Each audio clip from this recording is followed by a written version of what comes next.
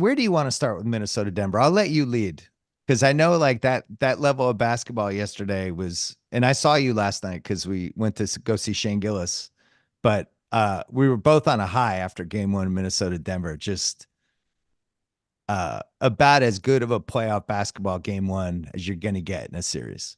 Yeah, I almost said no to Gillis just because I was like, can I emotionally pivot that quickly after, like, I was kind of thinking about where I would be during the day. And I was like, well, Mm, I cannot believe this is a second round series. I can't believe we're this lucky. yeah. Uh, I think I would start with the defense, kind of like what we talked about there a little bit in the beginning. And it's a lot of like where Phoenix is like, are you serious? Like Booker with Jaden McDaniels going like, wait, like You can do this the whole game. this is what we're gonna do. Like I'm not even at half court yet, and I'm worried Yeah. about getting it over. And you saw that with Murray, and Murray had another slow start, although, that wasn't the biggest problem. When they were up 18-4, I'm like, okay, well, Denver isn't going to get it run off the floor. And that wasn't the case. Ant, the cat stretch, the Nas stretch, like there was a lot of really good things in there. I think the alarming thing, if you were Denver and you watched the film from it, is you're like, man, they got good looks the whole time. And Denver did not. No. Denver worked really hard. Hey, my biggest fear for Denver in this series, and I'm rooting for Denver because I just like Jokic and I like Denver and I like when teams try to go back to back. But I'm also rooting for Minnesota because I have a pretty large Celtics Timberwolves finals bet at 16-1. So I was kind of like back and forth, couldn't decide where I was going. Um, but the thing that alarmed me for Denver was I was like, man, there's a recipe where they're just throwing these big guys at Jokic and they're just making him work the whole game. And it's just 2.5 hours of just not fun to be Jokic in this game. There's that. But then there's like the McDaniels, Edwards, just them taking turns on Murray and just making his life miserable. And if those two things are happening simultaneously, what else is going on for Denver? And that entire game one was just, if Minnesota's going to play defense like this, and then they're getting the Ant piece on the other end, and he's going to be able to rise to that level offensively, Denver can't beat them. The question is, can Ant do that again? Is that who he is, or did he have a really good game? Because if he's there or close, Minnesota's going to win the series. I picked Minnesota. It was a coin toss for me because I didn't really like picking against Denver, especially him having the home court. And when the Gobert Towns thing works, it's Gobert just swallowing up Gordon. And then he's left to roam off of Gordon because if Gordon tries to stretch the floor by sitting in the corners, the Gobert's just not going to pay attention to him. Yeah. But then you have the Towns foul piece where, I mean, you had a tweet on this the other week, and I don't know that it got enough credit. Thank you. His foul habits are atrocious. Yeah. And he just decides to get these awful. He had two in like a minute when he came back in yesterday. We were like, do you not want to play today? I Right. actually was wondering if Mike Nori, who was in for Finch, but I'm sure it's really Finch's call because he's sitting there right on the bench. But when Nas was so good, I was like, do you actually go back to Towns? Because We talked Nas, about this last night. They yeah. put Towns in with like 2 minutes left, and it was like, we kind of know Why we're do you going to think win the game why do you think they did that? because they didn't want it to be a story after the game that Towns was benched for the last 7 minutes. There's no other reason. Nas was the second best guy they had in the second half of that game. You're not taking him out. They had to take it out you could lose Towns potentially if you're just sitting him for the last 7, 8 minutes. That was why they did it. I think you're right. So if Towns gets in a foul trouble, then I'd think like, okay, so that means Rudy has to play Jokic straight up. And if you look at Jokic when he has just Rudy, he goes right out. He doesn't really have Yeah. that much fear of him at all. I wouldn't say it's as excited as he gets when Rui was on him in the first round, where it was like, oh my God, oh my God. Right. Give me the ball, give me the ball. I'm actually not going to pass here. He has no concern because I think he always thinks he can get, but the problem is if it's Towns and then Rudy helping off of Gordon. I mean, 11 of 25 and 2 from 9 from 3. I mean, Jokic took 9 threes in that game because he'll also like have moments where he's like, all right, I got to get going. I got to start taking tougher shots here. So I don't know that you're going to get that from Jokic again. But you But left out the Nas's no, defense part because that was the the other whole piece of this. right. Yeah. That's the point that I'm getting to. Is like when Towns gets into foul trouble, you start thinking, oh, then it's Rudy straight up on him. And it's like, well, yeah, but they have this Nas piece against a Denver team that doesn't have Yeah. another big they feel good about playing. Well, and then the other way they were using Nas, and I listen, if I ever get hit by a bus and they're like, what are the things you truly cared about? And list like 12 things. I really want one of them to be if the other team isn't using their point guard to bring up the ball, just pressure them 94 feet. Because Minnesota went in this game and it's like, if Jokic is going to bring the ball up, we're going to fucking make him work. Like Nas was picking him up at the top of the 3-point line on the other, on their side of the court and just hounding him, pushing him. And I thought they did something. I watched a ton of Jokic. That was the first time I've seen a team speed him up where he was playing at a speed that I felt like was 10% faster than maybe he was happy about. And they managed to do it and they got him where he just, I never felt like he was totally in control of the game. His stats were fine. But in terms of like the typical Jokic Maestro thing, now part of it, this is why game 2 is going to be so interesting. You're coming off a Lakers game where, you know, they had just figured out the Lakers and when they really needed to score on them and who to attack and who to get into a switch and all that. And he had just figured it out. He controlled the pace. They never pressured him. So he's going to adjust because he's a genius at basketball. But my big thing for game 2 is can they speed him up like that again? Have you ever seen him? I don't want to say he was frantic, but he just seemed like a little over caffeinated. That's not normally what he's like. I thought there was stuff around the rim where he just wasn't. I expect everything to go in I know, around the rim. Okay. So yeah. like his touch, it's like he's placing the ball up towards the rim the same way. We're comparing him to the greatest players ever. Right. Yeah. So I'm not worried about him at all, but I would agree there were certain things throughout the course of the day where like, oh, that feels a little non-Jokish-y. And Porter continues to have these stretches when the offense around him doesn't really have much going on. I mean, he had some stretches during LA where you're like, that was kind of the game. Murray, he was 6 of 14. His shooting numbers from 3 were fine. He was only 2 of 4, but he was below 30% against the Lakers. So I don't know how much of the calf thing is there. Can I do my percentages on him? Yeah, I love it. 81, 74, 84. That seems high. 84. It felt like 84% healthy to me. But they were clearly trying to put miles on him that whole game. They were like, this guy's watch not 100%. McDaniels. Let's go. McDaniels had some early opportunities offensively where you're like, all right, that's a make, or, they're turning the ball over. And I'm like, this score should be bigger. Like they should have a bigger lead than they have right now because still some of these looks are really good. And then you have the Ant thing that I can't believe we took this long to get to because it's so much fun. The shot making is absurd. But Pope provides zero resistance to him at all. Like it's not even close. When he has Pope one-on-one, physically so much bigger than him. Yeah. There's like, I don't know how that's solved unless it's an effort thing, but Pope, who we like defensively, and you think, hey, that's a nice little option to have out there. No, whether it was Pope, a borderline elite defender, I would say. And he was just getting demolished. Do you know did you read the backstory on those guys? With the Georgia background? Yeah, and like Pope's known him for a while, and it's like a big brother to Ant, and Ant's like, he's my big brother, but I'm gonna fucking destroy him in the series. Like Ant talks the best shit of anyone I think we've had in a while. I want to get to some Ant stuff in a second, but what's big picture for this series? Denver was a minus 205 favorite heading into game 1. Denver is now a plus 108 favorite. Russillo. Denver in 7 was plus 410. 24 hours ago. Now it's plus 350. A Minnesota sweep is down to plus 550. And the reason I bring this up, I know you just made a face. Well, come on. No, don't give me the come on. I'm not saying it to you, but I just want to talk it out for a split second. It's just so disrespectful to even ask this. Go ahead. This is why it's going to be good content. I was because I'm going to do a whole thing about the history of Ant and some of the pool that he's swimming in right now.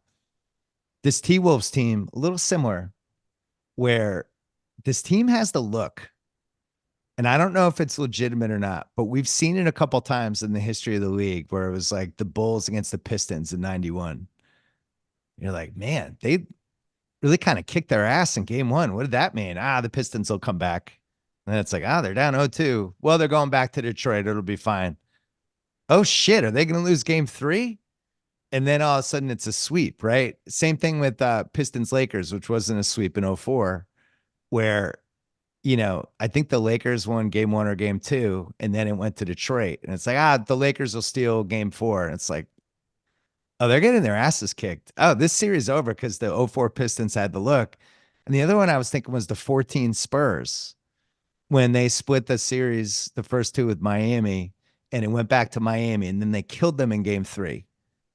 And people are like, oh, Miami, lock it down. They're going to win tonight. And I remember going on TV being like, I think there's a chance like San Antonio might have figured this out. And like the series, like the Miami's in real trouble here. And Miami, remember they were down 20 points in every one of those games. This might just be this might just be a great spot for Minnesota, is my point. There are historical examples of a team coming off like a long title run and just running into the wrong buzzsaw at the wrong time. That's a wrong matchup for them when they're a little banged up. And I would be afraid of that if I was a Denver fan. I'm still picking Denver to win in 7, but to me, every possibility is on the board now. 2012 Thunder Lakers is one I thought of Oh, with that's a that good one. Yeah. because I was like, wait, these guys are like giving it to them. They're not even remotely afraid of them at all. Right. Like this isn't supposed to happen this soon, and that group ends up making it to the finals. They lost the first two to San Antonio. San Antonio, when I was like, okay, well, they're just not going to be ready enough to beat them, and then they won 4 straight. Where all the things I liked about San Antonio, the athleticism of the Thunder were just overwhelming. As that series goes, that's but a really good example. Thank you for helping my theory. So I I don't just know don't if like it's a it. I play or just, not, I just, it was the first game. Minnesota hasn't lost a playoff game yet, so I would imagine the vibes are but that's another immaculate. thing that ties into that theory. Like the '91 Bulls, I think they lost 2 games and like one of them was in overtime. If I mean, the bigger thing is if Ant's going to look like that, they're going to win the series. And I went back, I did a little homework. I went back, he scored 36 in his first playoff game ever. MJ scored 30 plus in his second playoff game ever. Kobe, it wasn't until his 30th playoff game. He was younger. Wade, 14th playoff game. He scored 41 in his 8th playoff game ever, which is better than everyone but MJ. His last 3 games, 39.7 points for a 3-game stretch. He's 22 years old. And you go back, MJ, his 3 Boston games, he was 23, 43.7. Kobe, when he had that 48 pointer against Sacramento, which is like one of the great YouTube games. That's like, if you're going to make the case for the 2001 Lakers as the best team of all time, like the game 4 of the Sacramento is like, oh, and Shaq was also on this team. But he had 3 in a row and he averaged 43 a game. And Wade was another one where he had little stretches like that, Jerry West. But like the stuff Ant's doing right now, historically, it's a different level. It's not just, oh my God, oh, he looks like MJ. It's like he's doing stuff that the greatest 2 guards of all time were doing at this point of their careers when it seemed early, but it wasn't. And that's what to me, the ceiling is now even higher because of just what his last 3 games looked like. The stuff he was doing yesterday to Caldwell-Pope was like kind of post baseball MJ stuff and late 2000s Kobe stuff and mid 2000s Wade stuff, like some sort of combination of all of that, where like the young athlete stuff, but also like this wherewithal of how to back somebody down, shoot these beautiful turnarounds. It's fucking crazy. Like for a 22-year-old to do that is fucking crazy. And if I'm Denver, I'm terrified right now. Yeah, that might just be the part of like all of this where when I was trying to figure out, and I changed my mind a bunch leading up to game 1. And even though game 1 played out the way it does, I'm like sitting here like victory lapping, like, all right, yep, I picked the Timberwolves like because I knew it. But Yeah. whenever I think about all the different things that could or couldn't happen in the series, like I can't get past the fact I'm like, maybe Ant is just as special. I mean, we obviously love him. We've talked him up. It's usually not how this works. There was a number that Goldsberry had the other day, players that have scored 35 plus in 3 straight playoff games at 22 or younger. It's Kareem, Kobe, LeBron, and Ant. Like, Yeah. what if this is just the beginning and like he gets one of these early? They get out of the West. Like he might just be that good. And that might be the simple reason, instead of like, okay, well, it means that they had, look, all these other parts of it are certainly important if they're going to knock off a team as good as Denver. But there's always like, I'll spend all this time looking at it like, hey, maybe just Ant is that sick. Maybe he's I just looked that up sick. It doesn't matter. shout out to Basketball Reference. I looked up on StatHead, 23 and under, 28 points or more, 45% field goal or more, and just who's on the list. And it's like all the greatest players, It's Durant's 2012, which by the way was incredible that season, which you mentioned earlier. It's Kobe in 2001. It's Luka in 22. It's Jerry West in 1962. Kareem's first year. Bob McAdoo. It just goes on and on. And Ant has two because last year he did it too. He's just Michael Jordan, Oscar. Like this is a different pool he's swimming in, to use the pool analogy again. But And the shot looking this good this early. I mean, he was under 30% from three from college. The team wasn't any good.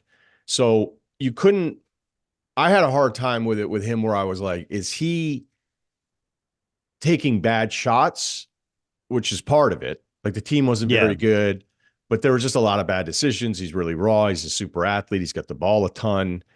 And you're on like, all right, well, is he going to turn to this? And then he just physically, pretty quickly, you would watch him in the NBA. Like now he's next to NBA guys. You're like, that guy looks like the most impressive person out there of the 10 guys running he around. just looks so athletically easy for him sometimes. So That play when he especially went full court lefty yeah. in the fourth quarter, when it seemed like they wanted a foul, but they weren't sure. And Ant just went 94 feet left-handed for a layup. And it just looked like he was a high schooler in an eighth grade basketball game. Like think about what he's shown now is that he can drive at his size and get to the hoop. And then once he's at the rim against traffic, he figures out a way with like a little, nobody's Kyrie's finishing package, but there's certain things with him where you're like, is he closed off? Does he have an angle? Yeah, he has an angle. He brought it up and under on this one, or he finished left hand on this one. I say, okay, so no one can really stay in front of him. If you stay even with him, he's probably going to be more physical than you. He's going to be quicker. He's going to be stronger. And then he has all of these things that he can do. He can shoot threes. His playmaking this year is incredible. And now if he wants to slow it down in a playoff game and he gets like the spacing he wants, like he had a play where Jokic was waiting for him in the paint and he may have had Reggie. It might not have been Pope on this one, but you could see the whole time he was trying to find a way to either bring Jokic further out to him for a pass, or if Jokic didn't come completely out to him, he was going to turn to his right shoulder and shoot it on the left side. And like he was seeing it all happen and you could see the play. It was just slow, so it wasn't hard to figure out what he was doing, but he was waiting for like the perfect positioning of where the defense was at. It was like, well, if Jokic stays where he is now, like I don't have a passing lane, so that means the shot's going to be on me. It's a little late in the shot clock. Let me turn and go this way. On top of that, then he plays awesome defense. So there's awesome defense. There's nothing about him where you're like, we're getting a 27, 28-year-old package for a guy who's 22 years old. And that's not supposed to happen. I was looking back because I remembered his rookie year, there was a game and you and I had both just randomly watched it and we were texting each other. It was like, did you see that? Because I went back, I looked at his game log. He was bad for the first 2 months. Like really, that was the coming out of the COVID season. But his stats are bad. And then there's this game, I'm going to say it's like 2/3 of the season against Phoenix. And it was the Suns team that went to the finals. And I think this was the game you and I texted about when he had 42. And it was just something there. And you look at his stats, like he just gets better as that season goes along. And then the last 8 games, he's like 27 a game and he's hitting threes. And just over the course of the year, he jumped. But I remember that Phoenix game being like, there's something unusual about this. And he's since then hit every checkpoint. But then you look at this season, I feel like he's hit checkpoints during this season, even from like, Team USA to the first half of the season to what happened when Towns went out, when he had this extra burden and he was able to deliver, to now what he's been doing in the playoffs. It feels like he's jumped 4 levels since Team USA. And those Team USA guys immediately were like, this is the best guy on our team. Like we were wondering if he was going to get minutes. And this is like, he's the leader of our team. The other thing I love about him, and it really reminds me of early LeBron, because I thought LeBron was like an unbelievable teammate on those early Cleveland teams, like the 07, 08, 09. He was so much fun to see in person. He was so happy. He was so inclusive. Like he was just awesome to watch. And Ant has that same quality, I think, where he's just the hub of all the activity and the energy. And those guys fucking love him. Like they just are completely in on him. For a Cat to be mic'd up, and at that one moment in the game, they re-aired the mic'd up stuff, and Cat's going to him, telling him to keep his composure. And for Ant not to just laugh hysterically in Cat's face, I was like, I might vote him for MVP this year. But think about who we're talking, like, because Do you, all right, let me ask it this way, because I've already kind of alluded to it.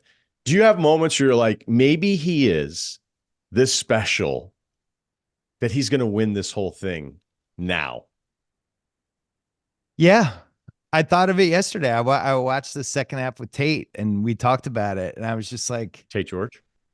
Tate George, Tate Frazier, the Ringer Zone.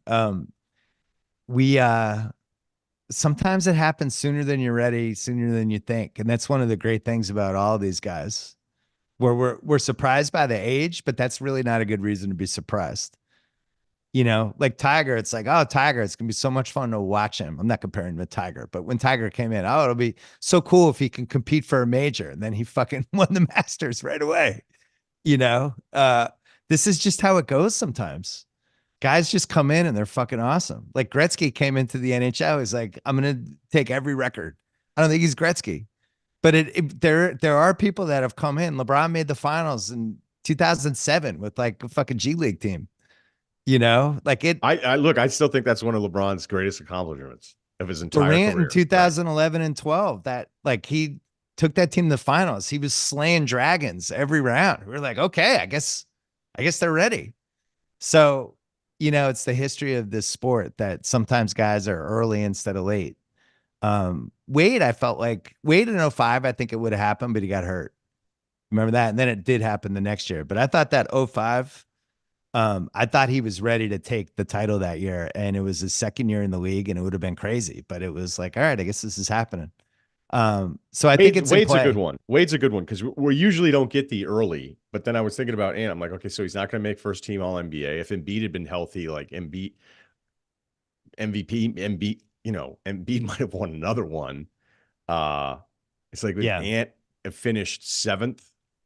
Like I don't know where Ant's going to finish. He's not going to finish the top five at MVP voting, and yet I'll have moments. And it's not just because they won game one. And I'm not going to be shocked if Denver comes back and Jokic figures some things out, and they're terrific. And maybe they have to get a little creative with what they want to do with Ant. And then if Ant gets bottled up, then all of a sudden nobody else is making shots for 2 quarters straight for Minnesota. Like I'm not going to be shocked to see some of that kind of stuff happen, but it would be really just beyond unique of Ant arrives, Minnesota wins a championship. Like it's not supposed to happen this way. And then all the postseason stuff comes in and you go, he wasn't even top five in MVP. And then next year he's going to be the favorite. Well, the If those funny, things were to happen. I don't know.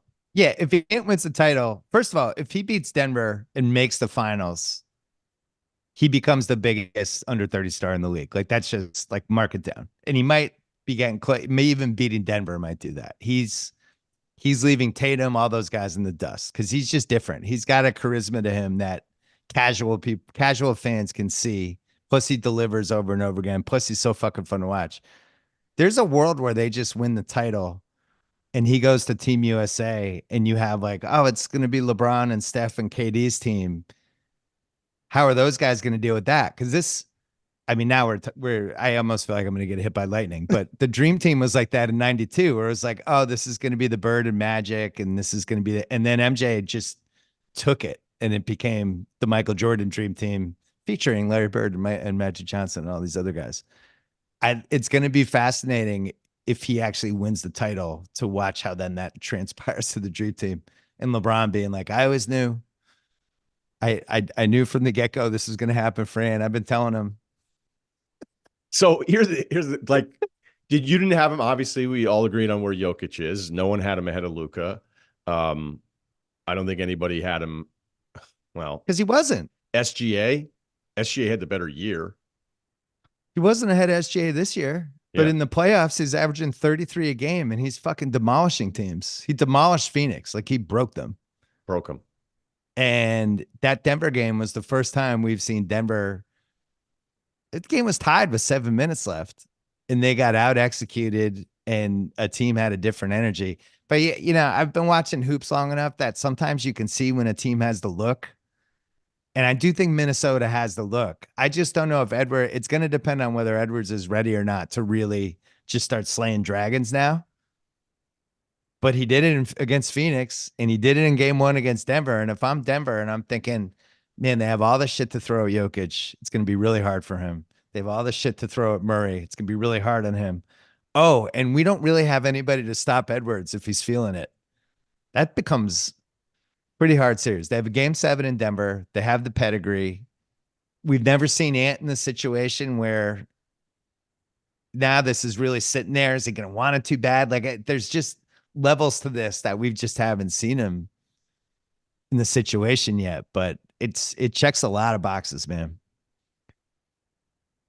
Yeah, Crazy. and we haven't even mentioned the other side of it, of like how good Dallas looks now and how great OKC looked in the first round too. So like even if he gets through this, it's assuming a lot, but yeah, whatever. I think it's kind of Well, how fun. funny would let's say Minnesota beats Denver and OKC beats Dallas, and now we end up with Minnesota, OKC, Edwards versus SGA, Jalen Williams guarding Edwards, size against no size really at all. Can Chet pull people away from the basket? That's actually a really great basketball series from a nerd standpoint. And then you have these two guys who are the best, other than Luca, the best under 30 guys. But, you know, it's sitting there now for Edwards. And the defensive stuff they were doing in that game, who else has been on that level in this century? What do Like you oh mean? 08, the '08 Celtics got there. I feel like the Well, '04 Pistons that definitely. Pistons team was '04 was Pistons awesome. definitely. All five guys could play any other position. They were Who awesome. else? I think San Antonio's always been really good defensively. I think some of those switchy Golden State teams are I really was gonna good. say the lineup of death. I felt like could get there, and really It's just just get stops for 4 or 5 minutes in a row. I just imagine if you're another really good player, whether it was Booker or Murray, they're just, and I know I've already said it, but you're going like, wait, what? Like this is, and just like, okay, could we just get a screen up here with a guard just so I can get an angle to get the ball half court and get it set up? And it's like now Ant's on me, and Yeah, now Alexander Walker is on me. Like, and he steps up defensively, and then you're like, okay, finally got past these guys. Wait, yeah, what? yeah. You It's know what so Gobert did impressive. in that game yesterday that I've never seen in all the The times? 2-on-1 retreat thing on the Gordon pass from Jokic. Yes. Yeah. Have you ever seen anyone do that to Jokic before? He Doesn't was the happen very first often. guy who guessed it. It was like watching somebody pick off Tom Brady in like '07, just like completely reading some pass play that had worked 100 straight times. And some cornerbacks like, I'm going to bait him and then grab it. I couldn't believe he did it. That was the most shocking moment of the game for me, other than the 19 Edwards plays. It's so hard because you're sitting there and you're going, all right, I want to come help on the best player in the world. Cat needs my help and I Yeah. got to do it, but I've got to still pay attention to Gordon. So I'm sure it's been broken up a few times this year, I but don't remember seeing that. I don't What think would it's you the do if only you're time. Go ahead. I personally don't remember seeing it. What would you do if you're Denver? What would you do with Edwards? Because I don't think Caldwell-Pope, I don't know if he's the guy. If Edwards is feeling it, I think you need a different option. I think you start with Pope, but it feels like that's got to be Gordon. And one of the things I was crazy about yesterday was Edwards was making mincemeat out of those guys. Like borderline ankle breaking shit on multiple Denver dudes and just getting whatever shot he wanted. But I think Gordon is probably the answer. That needs stops, right? I might not use Gordon in the first quarter on him and hope that Right. I'm Ant saying is late. going to, right. Yeah. Yeah. I'm sure Malone would go to it if he feels like it's going to be this bad. I do think there's a pride thing that we always overlook, in that if you're Pope and you're watching the film of this stuff, you're going, all right, like Yeah. I'm ready. Now it's okay, on. right. I have Yeah. to step my effort up. But, Peyton Watson will go out there and lose his mind, but he's just not stout enough for Ant, because Ant is quicker than everybody, but he's also stronger than everybody on these perimeter plays. It's, it's like, I'm not saying it's Luka's strength, but imagine like if Luka was also first step quicker than everybody. Yeah. And it doesn't matter. Luka doesn't need to be quicker than he is now because it works all the time. So I think there'll be some pride from Denver defensively. And but even if you were saying, hey, he's just going to send more help or do all these different things, when he hit that crossover pull up to the right side, I was like, there's no scheming against that. Yeah. That's the wrap. One thing Denver could do, I think, is when they're bringing the ball up, have Jokic running up near Chris Finch, throw the ball over his head, and just have him crash into Chris Finch again. Maybe they just need to take out Chris Finch one more time. Who's the biggest guy they could send crashing into Chris Finch? I felt bad for that dude, man, sitting on the but he was there. I mean, he he just can't get up. Like there had to have been 3 times when he wanted to yell at a ref, right? Yeah, I They should give him imagine. like a bullhorn. Like, like, "Arr!" Did you hear Barkley? Like he hadn't looked at the Denver roster really in depth, perhaps all year. Oh God. And then all of a like if you've never watched it before, you're going, wait a minute, Denver only has one big guy that they play. Like they're Right. never going to play somebody else. And then they're like, wait, DeAndre Jordan's on the team. Yeah, And then Dirk was calling for DeAndre. I think at some point Barkley said Zeke Naji. He's like he's 6'9". He just looked at the heights on the roster, and then goes like, all right, well he's 6'9". He might be your Finch guy, is what I'm saying. Oh, you Zeke Naji. Oh, I Yeah. like it. Well, here's the thing, Rosillo. It's really hard to repeat. It's really hard to have everything go right for two straight seasons, regular season playoffs. And I go back to it's so funny that this is playing out this way now, that going back to that Friday night, a game we watched, the Wemby game, when he scored 17 points in 3 minutes, when Devontae Graham, who nobody knew was still in the league, made a couple big shots in that last minute and it swung the seeds. And Denver went from, they could have been the 1 seed. They could have played New Orleans with no Zion in round one. They'd be playing Dallas in round two, a team that I think they'd much rather see than this Minnesota team. And that one night might have shifted. And we said it on the podcast that Sunday. Like, wouldn't it be weird if it was one of those years where this random stupid game with these players that we'll never think of again from this season swung the playoffs? But it's in play. I definitely would have picked him in the opener. I would have picked him against Dallas. And who knows? I mean, could OKC just have so much offense, and with all their switchable wings on defense, would they Mm. not get manhandled? Would it be one of those weird bats like 3 out of the 7 games, the Chet thing wasn't a problem, or 4 out of the 7, it wasn't a problem, and whatever, game 7, anything could happen. But the fact that Denver and Minnesota they're playing in a second round This matchup. happens like what, like 3 times, 4 times a decade, where we just get this. Like it happened that one year with Golden State Houston, I think 2019, maybe, when it was the two best teams and it That was just second randomly round. was second round. Yeah. Yeah. Sometimes it happens and it's weird.